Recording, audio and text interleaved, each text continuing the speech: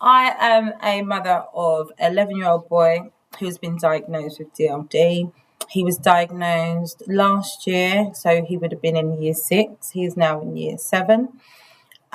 When he got his diagnosis, I think it was a bittersweet because I always knew that he had learning needs. And from a very, very young age, I knew. So to have confirmation that he did and to have an understanding what that looked like, how it affected him and how it affected his behaviours it is emotional. I still get quite emotional now when as he's developing and I'm starting to understand DLD a lot more myself, because I'm going to be honest, I didn't even know it existed until he was diagnosed with it. And unfortunately, it can be misdiagnosed. So a lot of children will be diagnosed with different things, or it may be missed. So I find it's really, really important that when we do get these diagnoses, they are correct. And since his diagnosis, for him himself, he has become so much more confident, and he's really ready to continue his learning journey at school with that greater understanding of who he is and what that means for him in his learning environment.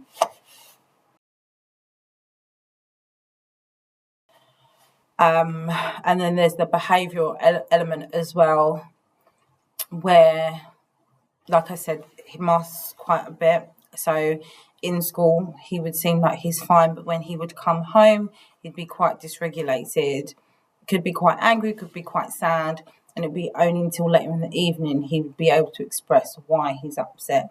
And a lot of it would be because he didn't understand the learning, or depending on which teacher he had, the teacher may think that he was just being lazy, when realistically he was too scared to put his hand up and say, I don't understand this. And I think that's the big thing. Since he's been diagnosed with DLD and he's done his group work to understand his own learning needs, he's become more confident to be able to say, look, I don't understand, or maybe I need more time to do my learning.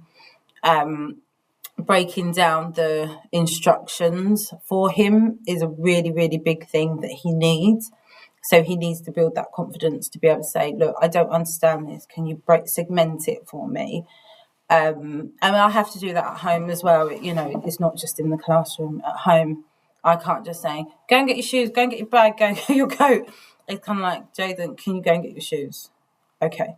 Can you go and do this? Because it just becomes too overwhelmed with too much information, and then he gets upset, and then as a parent you'll get upset, because though I know he has DLD, it's not a physical, there's no physical appearance to his learning needs.